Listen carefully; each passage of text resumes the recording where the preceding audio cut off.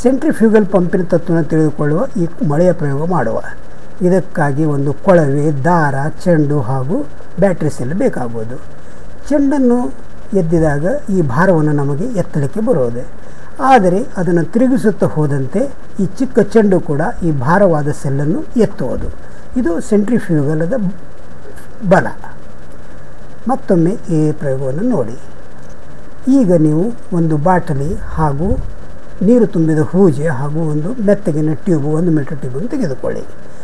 ಒಂದು ತುದಿಯನ್ನು ನೀರಿನಲ್ಲಿ ಎದ್ದಿ, ಇನ್ನೊಂದು ತುದಿಯನ್ನು ಬಾಯಿಯಲ್ಲಿ ಹಿಡಿದು ಅದರಲ್ಲಿಯ ಹವೆಯನ್ನು ಒಳಗೆ ಜಗ್ಗಿ ನೀರು ಹೊರಬರುವುದು. ಈಗ ಈ ಟ್ಯೂಬನ್ನು ನಿಮ್ಮ ಸುತ್ತಲೂ ತಿರುಗಿಸುತ್ತಾ ಹೋದಂತೆ ಬಾಟ್ಲಿಯಲ್ಲಿಯ ನೀರು ಮಳೆಯಂತೆ ಹೊರಗೆ ಬಂದದ್ದನ್ನು ನೀವು ನೋಡಬಹುದು. ಈ ರೀತಿಯಾಗಿ ಎಲ್ಲ ಕಡೆಗೆ ತುಂತುರು ಹನಿಗಳು ಬೀಳುವುದು, ಮಳೆ ಬಂದಂತೆ ಭಾಸವಾಗುವುದು.